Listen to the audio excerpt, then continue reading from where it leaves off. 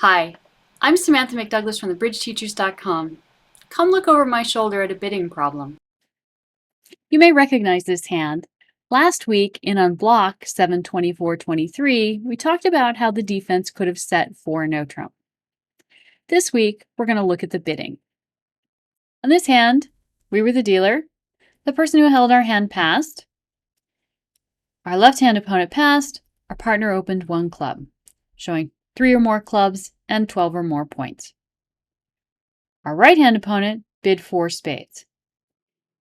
4 spades as a jump over call should be a weak hand. So it should be 8 or so spades with, I would say, usually 5 to 10 points. Now, in this scenario, where both the dealer, which was us, and with West being a passed hand and North opening, East may actually have made this bid with stronger than a preempt hand, but probably not too much stronger.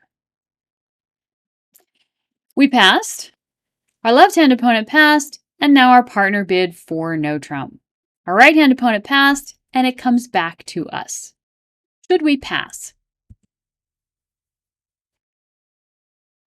We should 100% not pass.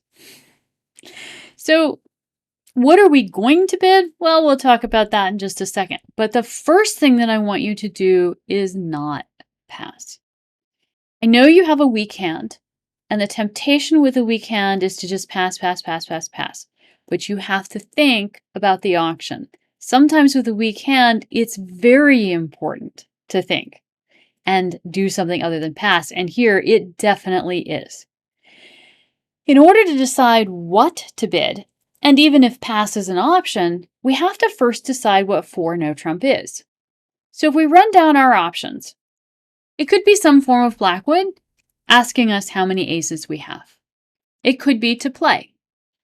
It could also be takeout. So when you have an ambiguous bid and you're not sure what it means, you need to stop and logic it out and think about, well, what is most likely? Could partner be asking for aces when we were a passed hand? I would suggest on this auction that it is highly unlikely. If partner had a strong enough hand to ask for aces in this scenario, they probably would have opened 2 clubs. It is possible, but I feel like it's unlikely.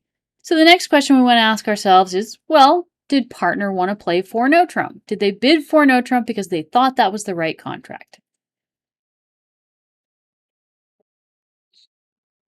Again, probably not. With 8 spades in the East hand, partner would have to have a very spectacular hand to think that they were taking 10 tricks in no trump. If they had that good of a hand, probably they would have opened 2 clubs. This leaves us with our last option, which is takeout. And before we get into that, I want to talk a little bit about why partner can't make a reopening double here, which is essentially a takeout bid. Partner can't make a reopening double here because we play takeout doubles through 4 hearts. Anything higher than that is not takeout, it's penalty. So if partner had wanted to penalize 4 spades, they could have done so by doubling. But they couldn't have made a takeout double because our agreement is that after we've gone past 4 hearts, that double becomes penalty.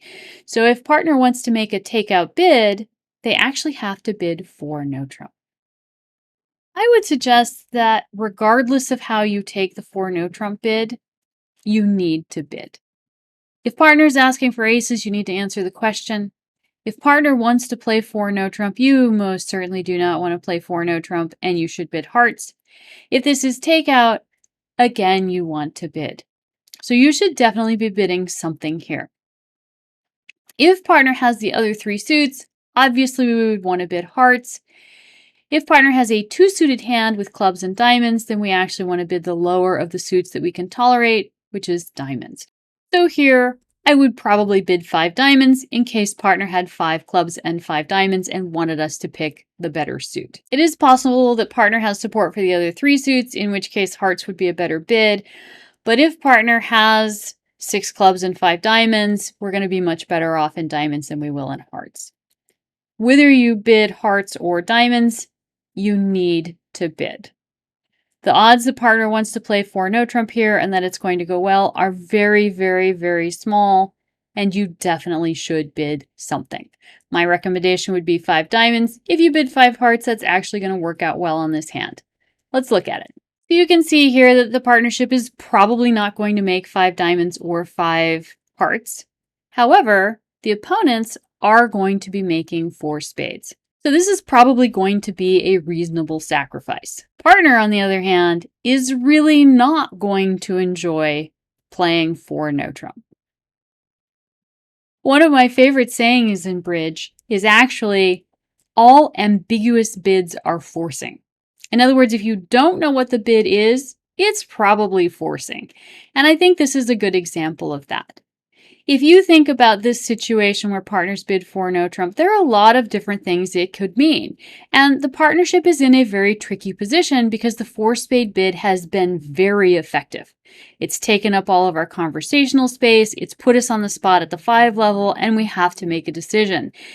A lot of partnerships won't have discussed this, and so you're going to be in a situation where you're not sure what to do.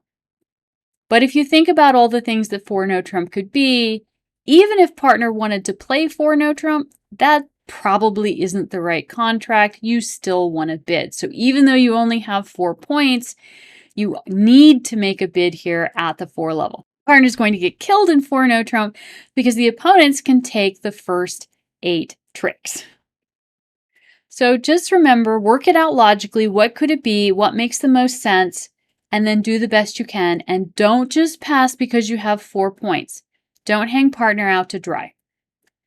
One of the ways that we make a takeout bid over 4 spades is with 4 no trump, so that needs to be in the back of your mind. Thank you. If you want to see more videos like this, be sure to like and subscribe.